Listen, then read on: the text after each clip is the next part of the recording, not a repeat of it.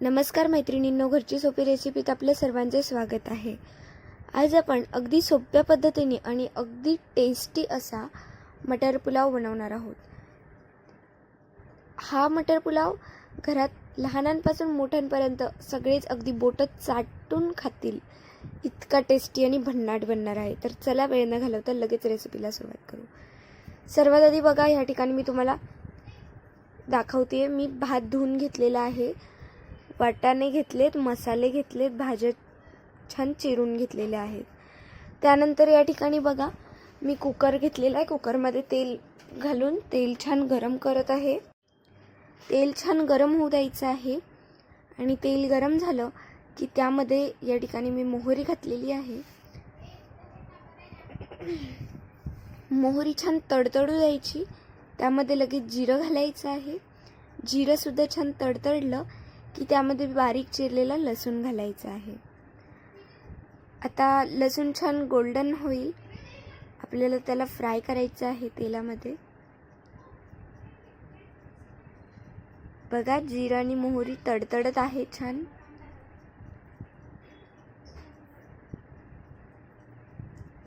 आता या ठिकाणी मी असा उभा चिरलेला कांदा घातलेला आहे, तुम्ही बघू शकता।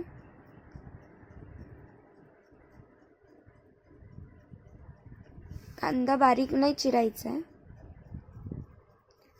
त्यामध्ये लांब चिरलेले गाजर घातलेले आहेत। बघा, दिसत असेल अगदी छान। आपल्याला कांदा गोल्डन कलरचा होईपर्यंत त्याला फ्राय करायचा आहे। यामध्ये मी एक मोठी वाटी भरून वाटाणे घातलेले आहेत आणि याला सुद्धा त्यामध्ये फ्राय करायचं आहे। त्यामध्ये हळद घालायची आहे। या ठिकाणी मी घरचा गरम मसाला घातलेला आहे। धना पावडर घालायचा आहे आणि त्यासोबतच लाल तिखट सुद्धा घालायचं आहे। या ठिकाणी मी काश्मीरी लाल तिखट घातलेला आहे आणि चवीनुसार मीठ घालायचं आहे। याला छान अगदी मिक्स करायचं आहे। मसाला सर्वत्र पसरला पाहिजे।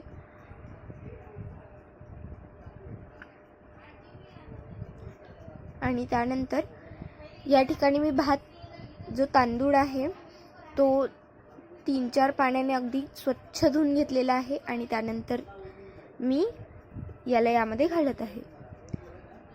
मी भाज्या चिरायच्या आधीच मी तांदळाला छान धुवून घेतलं होतं आणि मग आता मी त्याला घातलेलं आहे। आता सगळं घातल्यानंतर या ठिकाणी आपण शिमला मिरची घालणार आहोत आणि असे उभट लांबट चिरलेले टमाटे घालणार आहोत। सगळ्या मिश्रणाला अगदी एकजीव करायचा आहे। मसाला सगळ्या भाज्यांपर्यंत अगदी छान मिक्स झाला पाहिजे।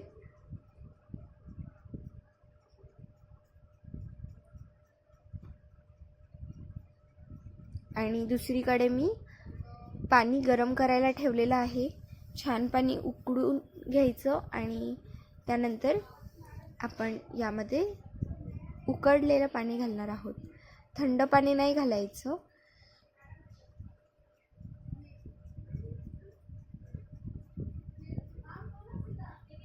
हे बघा, आता पाणी छान गरम झालेलं आहे आणि ते आपण यामध्ये घातलेलं आहे।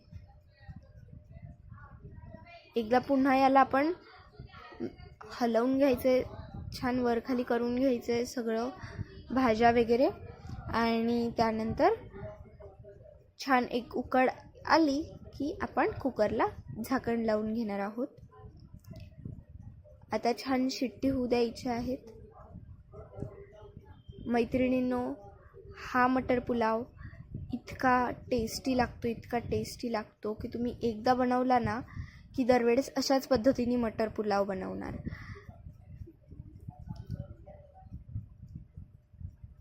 आता मस्त शिट्ट्या होऊ द्यायच्या आहेत।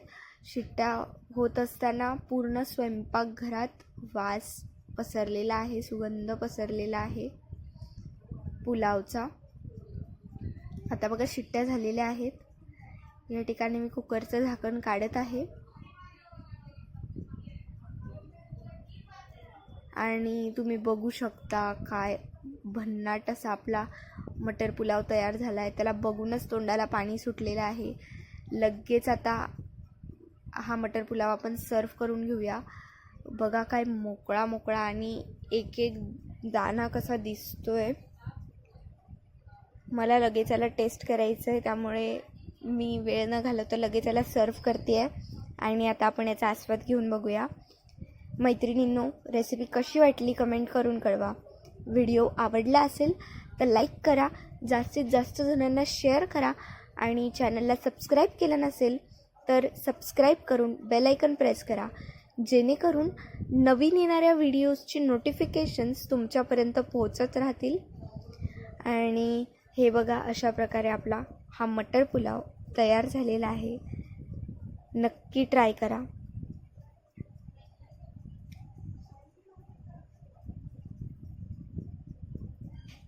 आता आपण काकडी आणि टोमॅटोसोबत याला सर्व करूया. धन्यवाद.